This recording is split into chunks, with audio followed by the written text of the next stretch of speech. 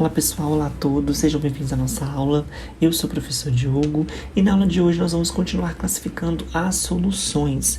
Nas aulas passadas nós classificamos as soluções em relação ao estado físico e ao tipo de soluto. E na aula de hoje nós vamos classificar as soluções em relação à proporção de soluto e solvente, ou seja, a quantidade de soluto em relação à quantidade de solvente. Bom, e uma consequência dessa proporção é que nós temos três tipos de soluções que são diferentes entre si. Soluções insaturadas, saturadas e supersaturadas. E é justamente na aula de hoje que nós vamos detalhar melhor esses tipos de soluções. Bom, primeiramente eu quero que vocês observem essa frase que eu coloquei aqui para vocês. Experimentalmente, verifica-se que 100 gramas de água dissolvem no máximo 36,5 gramas de NaCl a 25 graus Celsius. Então vamos entender o que essa frase quer dizer. Então a gente observa que isso aqui é um dado que é feito através de um experimento e verificou-se com esse experimento que uma quantidade de 100 gramas de água, que é o meu solvente, essa quantidade aqui consegue dissolver no máximo 36,5 gramas deste sal aqui nesta temperatura. Então, sempre vai depender do solvente, do soluto e da temperatura que eu estou trabalhando, né? Aqui no caso, que eu coloquei para vocês no exemplo, o solvente é a água, o soluto é o NaCl e a temperatura é 25 graus. Se eu mudar aqui a temperatura, vai mudar a solubilidade do NaCl, perfeito? Se eu aumentar a quantidade de água, vai também aumentar a quantidade de NaCl que pode ser dissolvido. Então, por exemplo, se eu manter a temperatura de 25 graus Celsius e dobrar a quantidade de água aqui para 200 gramas, qual será a quantidade aqui de NaCl que eu vou poder dissolver? Justamente o dobro, né? O dobro de 36,5 gramas, que vai dar 73 gramas. Perfeito. Show. Então, se eu aumentar a temperatura agora, passei de 25 graus Celsius, né? Agora para 100 graus Celsius. Então, quando eu aumento a temperatura, né? Que eu aumentei em torno de 75, na verdade, aumentei 75 graus aqui. Observem que eu mantive a minha quantidade de água e houve sim um aumento na minha quantidade de NaCl que pode ser dissolvido. Só que não foi um aumento assim muito significante, concorda comigo? A gente consegue entender com isso que a solubilidade do NaCl não muda tanto com o aumento da temperatura. Houve um aumento sim da solubilidade, mas não foi um aumento assim considerável. Nós vamos ver que outros sais, outras substâncias têm aí um aumento bem considerável com um simples aumento da temperatura.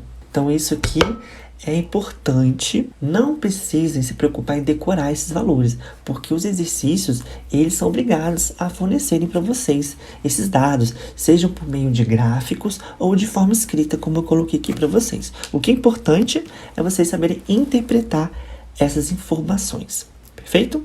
Bom, agora vamos fazer aqui um exemplo, como se eu tivesse feito 5 experimentos. Esses frascos que vocês observam aqui são chamados de Erlenmeyer, uma vidraria que nós utilizamos no laboratório. E dentro dessa vidraria, eu coloquei 100 gramas de água em todos eles. E fui colocando quantidades diferentes de NaCl. Então, no primeiro experimento, eu coloquei 5 gramas, no segundo 30, no terceiro 36,5, no quarto 37 e no último experimento 40 gramas de NaCl. Vamos verificar o que está acontecendo com as minhas soluções em cada experimento. Bom, aqui eu tenho 100 gramas de água no primeiro experimento. E eu coloquei uma quantidade de 5 gramas de NaCl. Primeira pergunta que a gente tem que se fazer. 100 gramas de água dissolvem quantas gramas de NaCl? Perfeito, depende da temperatura. Então, vamos supor que nesse experimento aqui, eu mantive a temperatura a 25 graus. Então, a 25 graus, 100 gramas de água dissolvem até 36,5 gramas. Perfeito. Se eu coloquei 5 gramas apenas, com certeza toda essa quantidade de NaCl vai ser totalmente dissolvida. Concorda comigo? Então, para esse sistema aqui, para essa solução, nós temos, portanto, uma solução insaturada. Então, o que é uma solução insaturada? É quando o meu solvente consegue dissolver completamente o meu soluto. Beleza? Eu coloquei aqui diluída, mas não se preocupa com essa palavrinha, né, diluído agora. Vamos passar para o segundo experimento. Aqui eu coloquei 30 gramas de NaCl. Vamos supor que estamos a 25 graus Celsius. Nós sabemos que 100 gramas de água dissolvem no máximo 36,5 gramas a 25 graus Celsius. Se eu coloquei 30 gramas, todo o meu sal foi dissolvido. Então, para esse experimento, eu também tenho uma solução insaturada. Agora vamos entender o que é esse concentrado aqui que eu coloquei e diluído. Então, as soluções insaturadas, elas podem ser diluídas ou concentradas. Diluído é quando eu tenho uma quantidade de soluto muito pequenininha em relação ao volume, né, ou à massa de solvente que eu tenho. E quando está concentrada, quer dizer que eu tenho uma massa de soluto em uma maior quantidade em relação à massa de solvente, né? Não quer dizer que o soluto está em maior quantidade, né, está acima do solvente, não é isso. Mas eu tenho uma maior quantidade do soluto ali na minha solução, certo? Então, observem que aqui no primeiro experimento, essa solução insaturada está diluída porque 100 gramas de água consegue dissolver até 36,5 gramas. Eu coloquei apenas 5 gramas. Então, sim, eu posso ainda colocar muito mais, né? 31,5 gramas que a água vai conseguir dissolver. Aqui, no segundo experimento, observe que eu coloquei 30 gramas. Então, assim, está mais próximo dos 36,5 gramas, né? Que é a quantidade máxima que 100 gramas de água consegue dissolver. Por isso que eu falo aqui que essa minha solução está mais concentrada. Perfeito? Entendido isso? Muito bem, vamos passar agora para o terceiro experimento. No terceiro experimento, nós temos o quê? 36,5 gramas de NaCl em 100 gramas de água. Se eu ainda estou em 25 graus Celsius, quer dizer que eu cheguei o quê? No limite. No limite que 100 gramas de água consegue dissolver do meu sal. Então, para esse sistema aqui, para essa solução, nós temos então uma solução saturada. Ou seja, a água já está saturada de NaCl.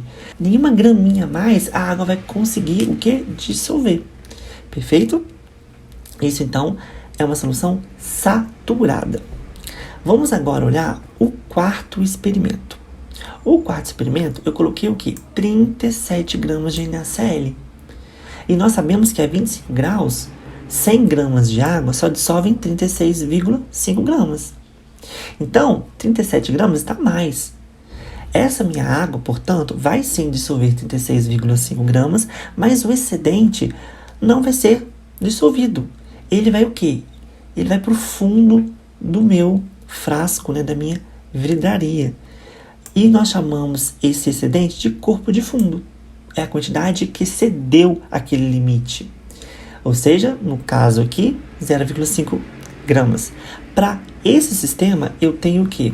Uma solução saturada com corpo de fundo. Na verdade, a solução está saturada, porque a água já dissolveu 36,5 gramas.